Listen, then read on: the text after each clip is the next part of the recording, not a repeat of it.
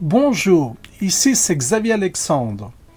Aujourd'hui, on va parler de l'estime de soi. Une faible estime de soi pousse souvent à se sous-estimer, à se dire « je ne suis pas capable », à avoir un dialogue intérieur négatif, à avoir des pensées du type « je suis nul, je fais toujours tout de travers », à vivre des relations toxiques, à accepter le minimum en amour ou en amitié, à avoir peur du jugement des autres, à avoir peur de décevoir, de ne pas être à la hauteur, à être anxieux et stressé, à avoir du mal à prendre des décisions, etc. L'objectif de ce podcast est d'identifier et de comprendre 6 habitudes courantes qui nuisent à l'estime de soi et à explorer des stratégies pour les remplacer par des comportements efficaces pour avoir une meilleure image de soi. Ces 6 mauvaises habitudes sont l'autocritique excessive, la recherche constante d'approbation, la peur du rejet, la procrastination, la comparaison sociale constante et la recherche de la perfection. Première mauvaise habitude, l'autocritique excessive. Tu connais ce moment où tu fais une petite erreur, rien de grave, et tout de suite, bam, la petite voix dans ta tête. Mais t'es nul, franchement. Tu rates tout, encore une fois. Ça te parle? Imagine un ami qui, chaque jour, te répète ça, qui te rabaisse, te critique. Jamais un mot positif. Tu resterais proche de lui? Non, évidemment, non. Et pourtant, combien de fois tu fais ça avec toi-même, sans même t'en rendre compte? L'impact sur toi est énorme.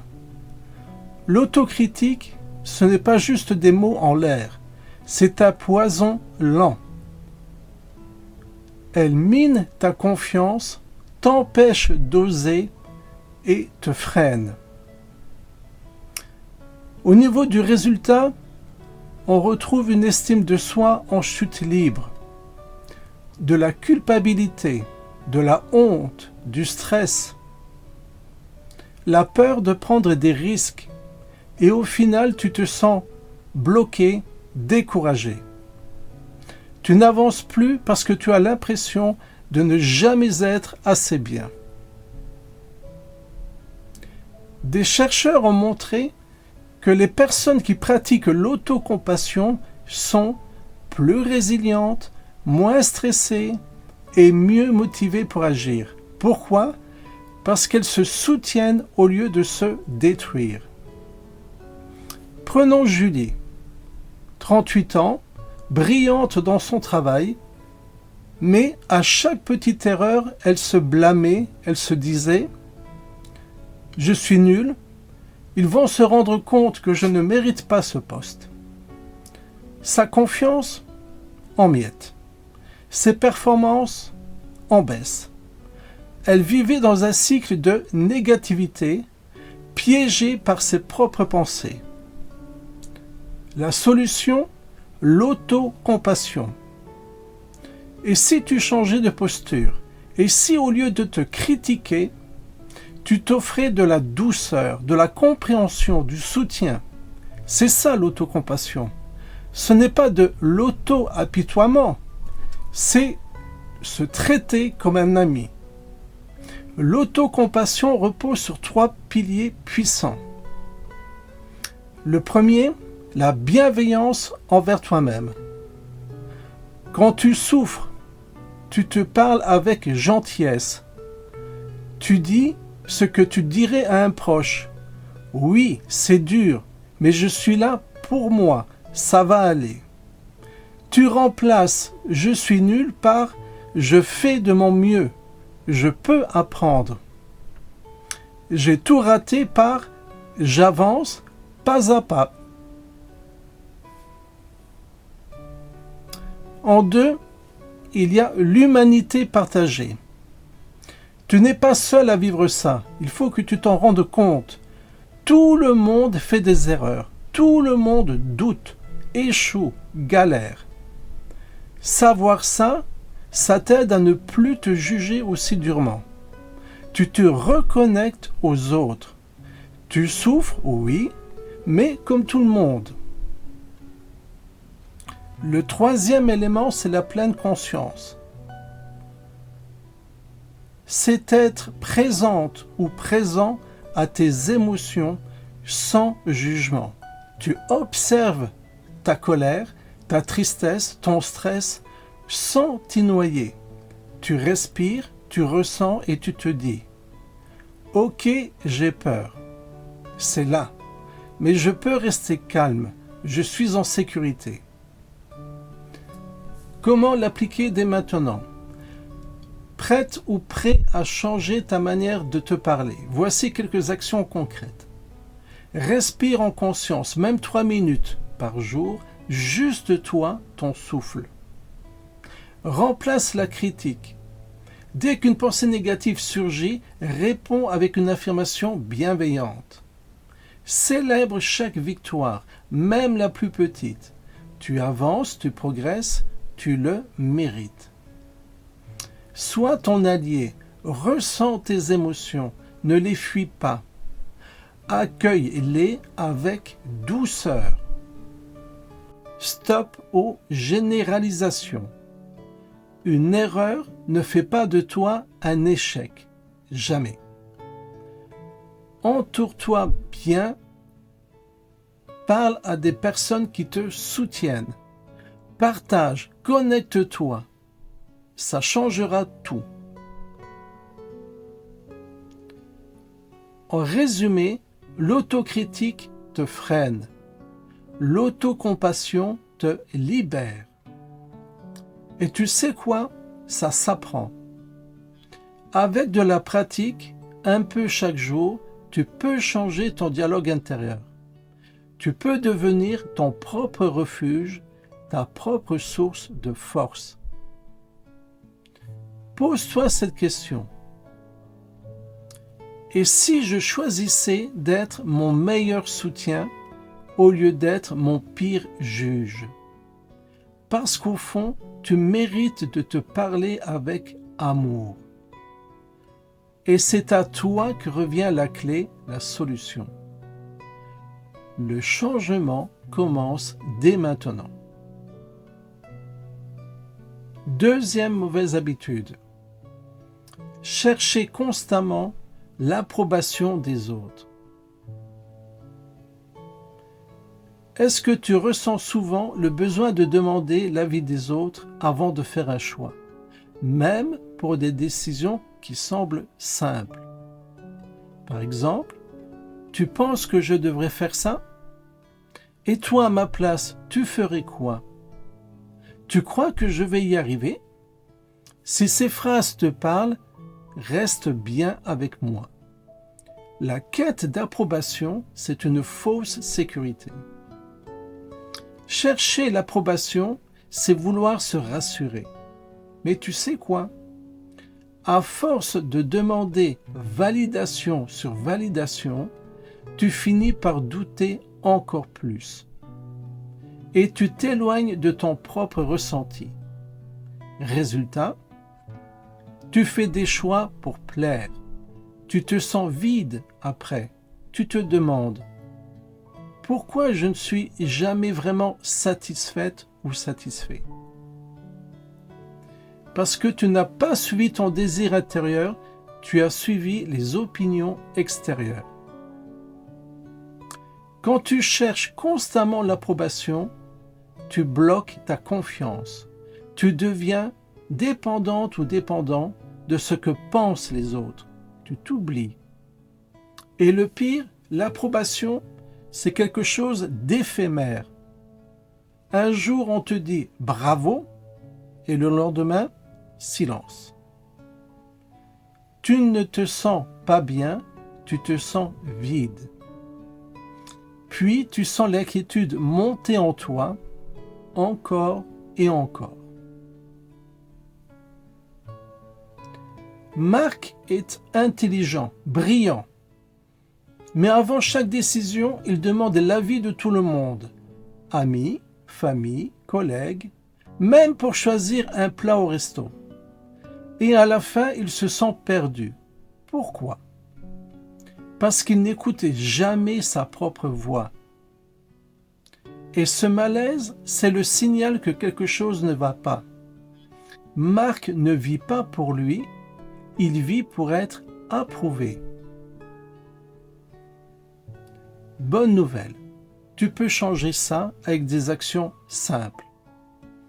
Je te donne 7 stratégies concrètes pour retrouver ta liberté intérieure. Identifie ton besoin d'approbation. Quand cherches-tu l'avis des autres? Pourquoi? Par peur de te tromper? Par peur du jugement? Note-le, observe-toi. Comprendre, c'est le début de la libération. Fixe-toi des objectifs clairs. Ce que tu veux, toi, pas ce que les autres veulent. Quand tu sais où tu vas, tu as moins besoin qu'on te guide. Ta boussole, c'est toi. Prends des décisions seul. Commence petit. Choisis ton plat sans demander. Planifie une sortie sans consulter. Chaque petite décision prise par toi, pour toi, renforce ta confiance. Accepte l'imperfection. Tu ne peux pas plaire à tout le monde. Parfois, tu vas te tromper. Et alors? Tu apprends, tu grandis. Pas besoin d'être parfaite ou parfait, juste authentique. Affirme-toi avec bienveillance. Répète-toi chaque jour. Mon opinion compte, mes choix sont valables, je me fais confiance. Entoure-toi de personnes qui te soutiennent. Pas de juges, pas de critiques, des alliés, des gens qui te respectent même si tu penses différemment, parce que tu as le droit d'avoir ton propre chemin. Et enfin, célèbre tes décisions, même les petites. Tu as choisi seul, bravo. Tu as agi sans demander, félicite-toi. Chaque victoire renforce ton autonomie. Chercher l'approbation, c'est chercher la paix à l'extérieur. Mais la vraie paix, elle vient de toi. Quand tu te fais confiance, tu n'as plus besoin de validation. Tu avances, tu décides, tu te sens libre. Est-ce que tu vis pour plaire ou pour être toi? Et si aujourd'hui, tu décidais de te faire confiance une bonne fois pour toutes? Ta vie, tes choix, ta voix. Et c'est toi qui dis oui. Troisième mauvaise habitude, la peur du rejet. Dis-moi, as-tu déjà évité de parler en réunion ou refusé une invitation? Juste parce que tu avais peur qu'on te juge, peur d'être rejeté.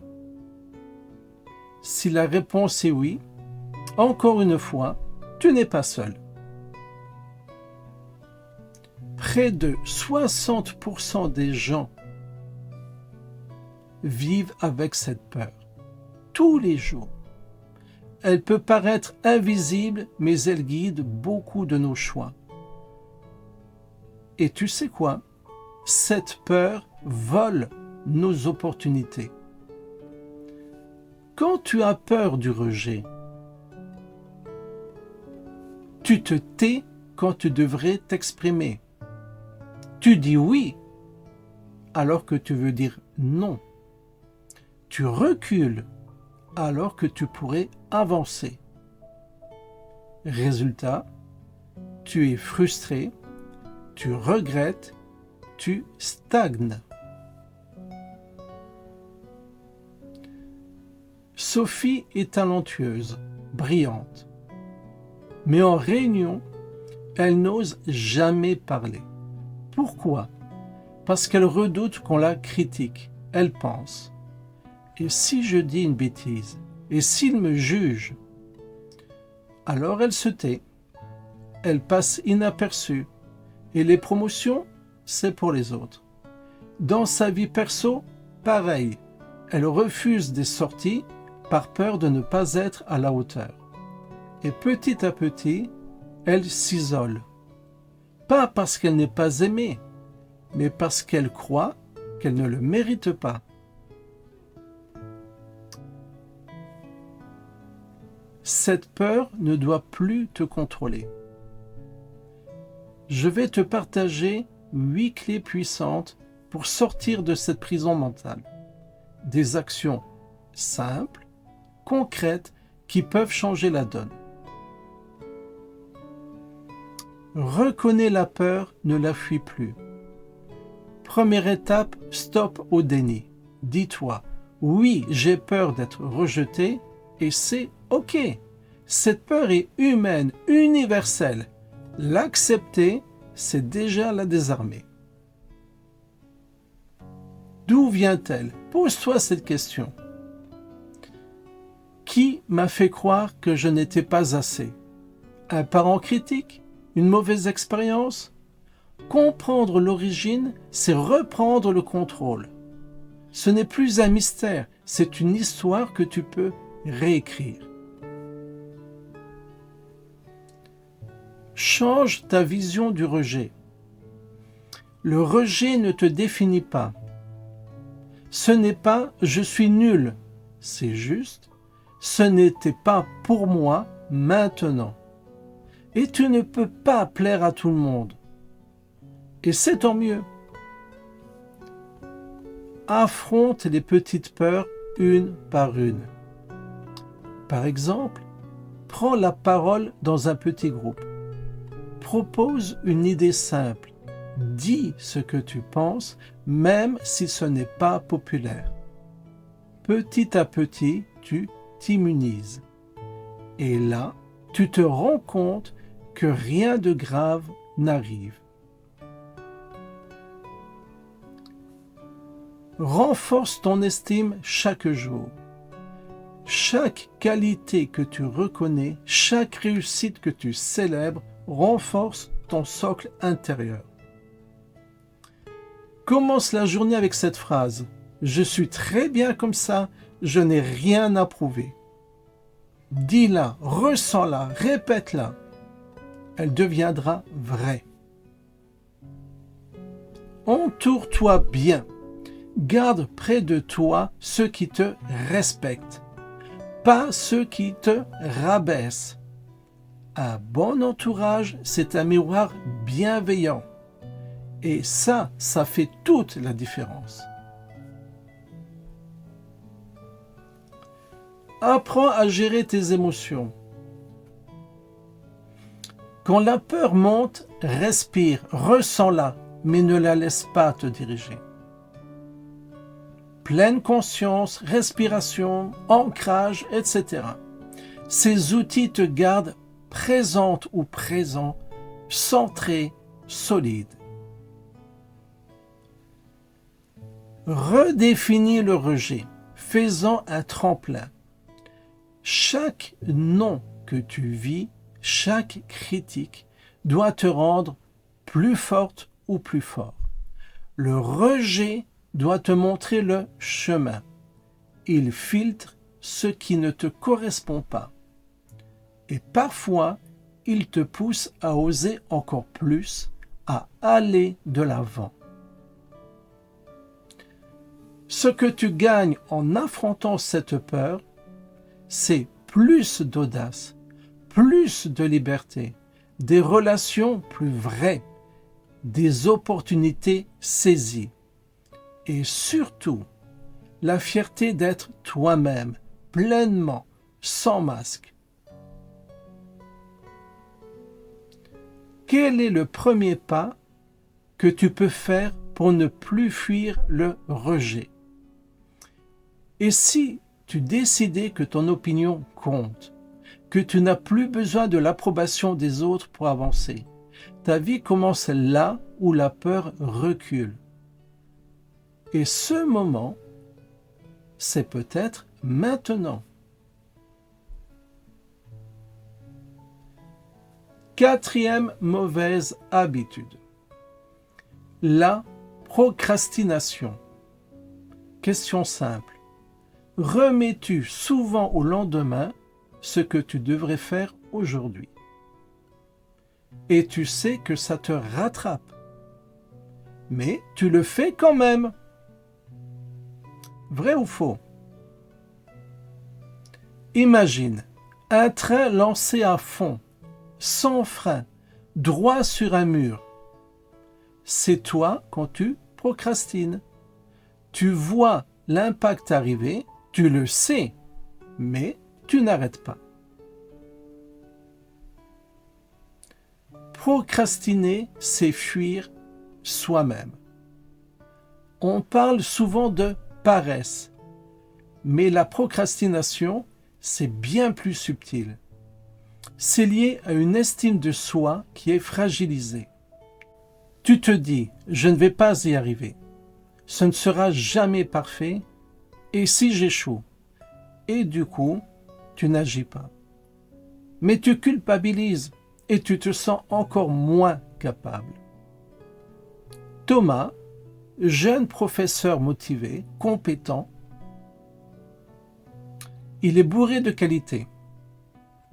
Mais il repousse tout. Ses projets, toujours en retard. Ses tâches, remises au lendemain. Pourquoi? Il a peur de ne pas être à la hauteur, peur de rater.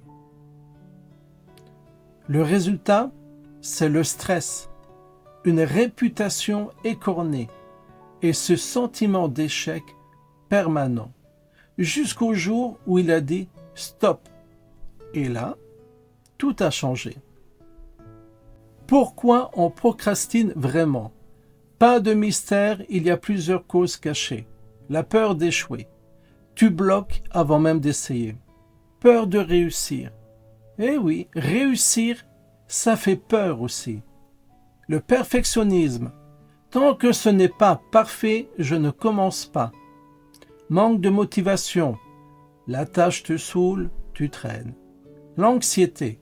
Tu stresses, donc tu évites. Reconnaître ces causes, c'est mettre la lumière sur le problème. Comment reprendre le contrôle? Voici 9 techniques béton. Un objectif clair doit correspondre à une action claire. Note précisément ce que tu dois faire, sois précis. Ne reste pas dans le vague. Par exemple, écrire l'introduction du dossier X, cette introduction devra faire 200 mots. C'est clair, c'est net. Découpe tes tâches en petits morceaux. Une tâche énorme à réaliser, découpe-la. Comme un gâteau trop gros à avaler d'un coup. Morceau par morceau, c'est faisable. Planifie pour de vrai. Pas dans ta tête, sur papier, sur appli. Tout doit être défini, l'heure, la durée, l'objectif. Et prévois des pauses. Ton cerveau aime la clarté. Utilise la méthode Pomodoro. 25 minutes de travail intense, puis 5 minutes de pause. Et tu recommences. Après 4 cycles, à ce rythme, tu t'accordes une longue pause. Le résultat, tu avances sans t'épuiser.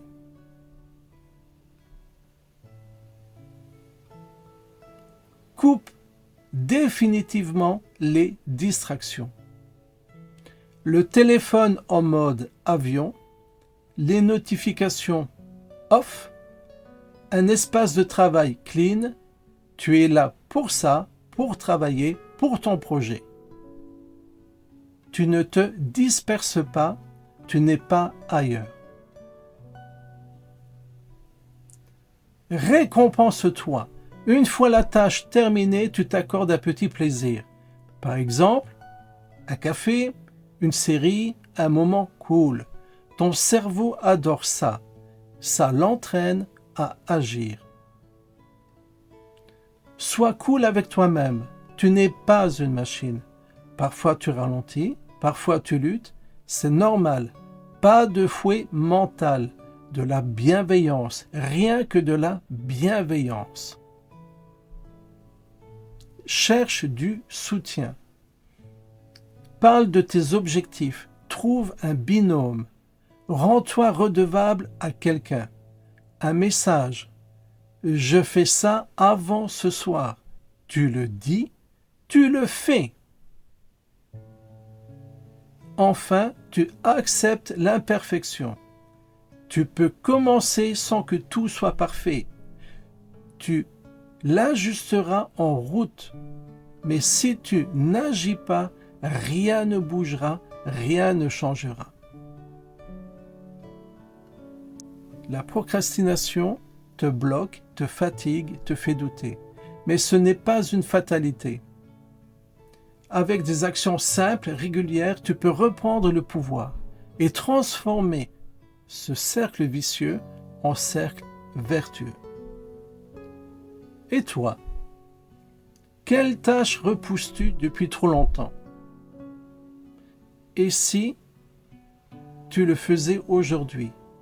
Juste le premier pas. Pas demain, pas quand tu seras prêt ou prêt. Maintenant. Procrastiner, c'est choisir l'inconfort de demain pour éviter celui d'aujourd'hui. Agir, c'est te libérer. À toi de choisir.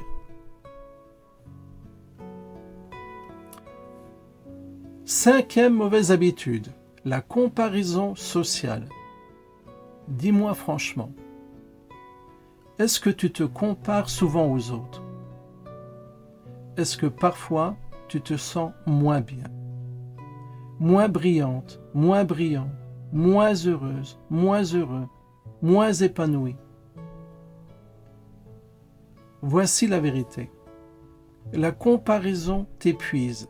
Tu crois que c'est motivant et non, c'est faux. Ça t'use, ça te fait douter. La vitrine contre l'arrière-boutique. Les autres, tu ne vois que la vitrine. Leurs photos parfaites, leur succès, leur sourire. Mais toi, tu connais les coulisses de leur vie, les doutes, les galères. Alors, comment peux-tu te comparer à une image filtrée, à une image qui ne correspond pas à la réalité?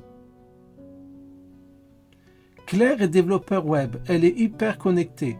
Elle scrolle, elle voit quoi? Des voyages, des promotions, des couples parfaits, des enfants souriants, etc., etc. Et elle se sent nulle, pas à la hauteur. Du coup, elle se surmène, elle veut suivre le rythme, mais elle s'épuise, elle se sent encore plus mal. Tout ça pour ressembler à une illusion. La comparaison, c'est un poison discret. Au début, tu crois que c'est normal, mais à force, tu ne vois plus tes forces. Tu doutes, tu te fais du mal. Et ton estime de toi, eh bien, c'est simple. Peu à peu, elle s'effondre.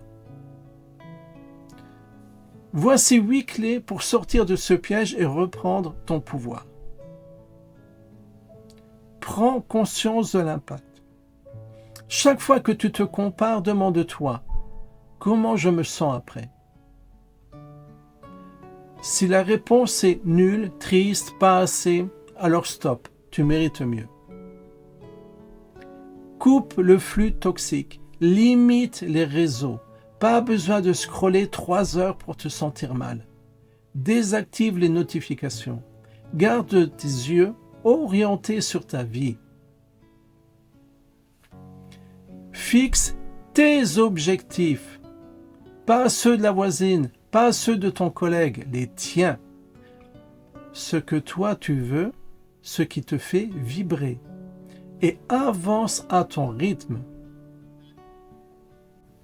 Note ce que tu as déjà. Chaque soir, note 3 choses pour lesquelles tu es reconnaissante ou reconnaissant. Même les petites choses, un sourire, une idée, un progrès. La gratitude, ça te reconnecte à toi. Célèbre tes victoires. Un projet fini, une bonne décision prise, un geste pour toi, faites-le. Tu avances et ça compte. Sois douce ou doux avec toi. Tu n'es pas une machine. Tu as des hauts et des bas. C'est humain. Tu n'as pas besoin d'être parfaite ou parfait.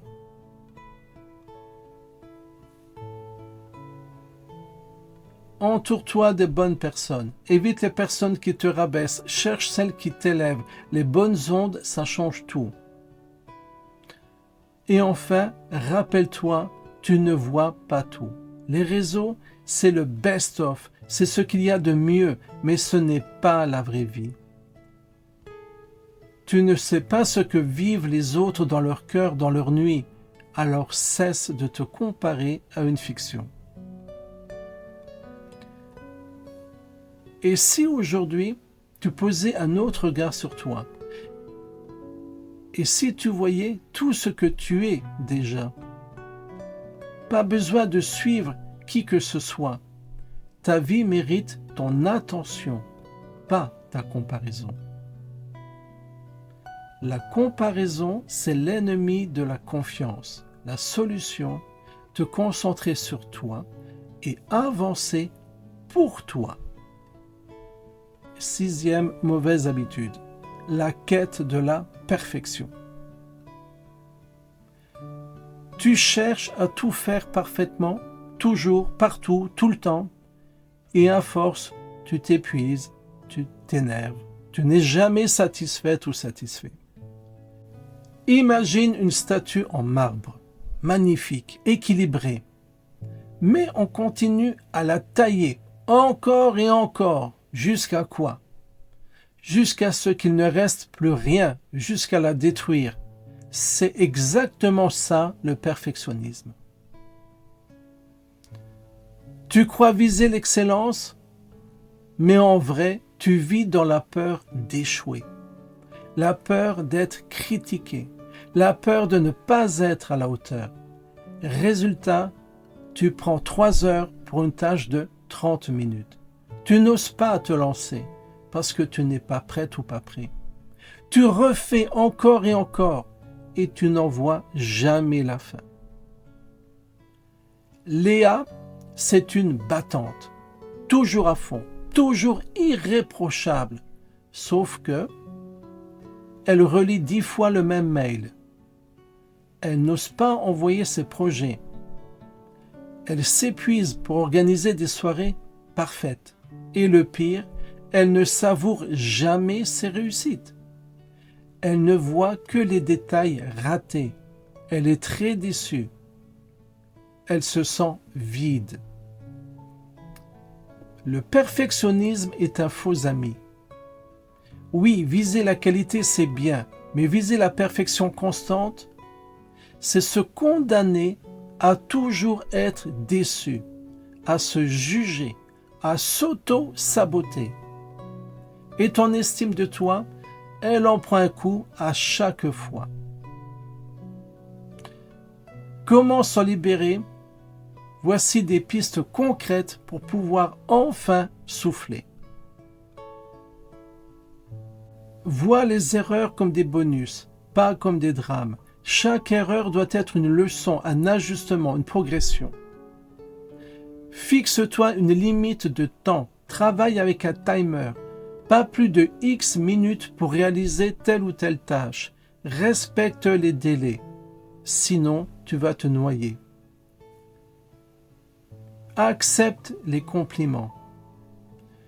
Pas de oui, mais. Dis juste merci. et laisse la reconnaissance te nourrir. Pose-toi cette question. Pourquoi je fais tout ça? Pour prouver quoi? À qui? Et si tu choisissais de vivre au lieu de te prouver que tu es capable de faire ceci ou de faire cela? La perfection n'existe pas. La chercher, c'est oublier, te juger, te bloquer. Mais viser le progrès, la sincérité, la joie, là tu gagnes sur tous les plans. Je répète, mais viser le progrès, la sincérité, la joie, là tu gagnes sur tous les plans. Que pourrais-tu lâcher aujourd'hui? Un détail, un stress, une exigence impossible. Et si tu disais enfin, c'est assez, je suis bien comme ça. Parce que la vraie liberté, c'est oser être toi. C'est de l'accepter tel que tu es. Imparfaite ou imparfait, mais heureuse ou heureux. Au cours de ce podcast, nous avons exploré 6 habitudes courantes qui peuvent nuire à l'estime de soi. L'autocritique excessive, la recherche constante d'approbation, la peur du rejet, la procrastination, la comparaison sociale constante et le perfectionnisme paralysant. Chacune de ces habitudes peut saper la confiance en soi et entraver le chemin vers un épanouissement personnel authentique. Cependant, il est important de se rappeler que ces comportements ne sont pas figés et peuvent être modifiés avec conscience et pratique. En les identifiant et en les remplaçant par des comportements plus sains, il est possible d'améliorer significativement son estime de soi et de progresser vers une version plus épanouie de soi-même. Je t'invite à réfléchir à ces 6 habitudes et à identifier celles qui te touchent le plus personnellement. Reconnaître cette mauvaise habitude est la première étape vers le changement. Engage-toi à mettre en place une stratégie pour la transformer. Par exemple, si tu te rends compte que la procrastination est un défi pour toi, commence par décomposer les tâches en étapes plus petites et fixe-toi des délais réalistes. Si la comparaison sociale est un problème, pratique la gratitude en notant 3 choses que tu apprécies chez toi chaque jour. Chaque petit pas compte dans ce voyage vers une version bien meilleure de toi-même. Merci d'avoir partagé ce moment d'écoute. Rappelle-toi que le chemin vers l'estime de soi est un voyage continu, parsemé de hauts et de bas. Sois bienveillante ou bienveillant envers toi-même, accepte tes imperfections et célèbre chaque progrès accompli. N'oublie pas que chaque effort, aussi petit soit-il, te rapproche d'une version plus épanouie de toi-même. Prends soin de toi et avance avec confiance sur ce chemin de développement personnel. Si tu souhaites me contacter, je suis à ta disposition. Merci.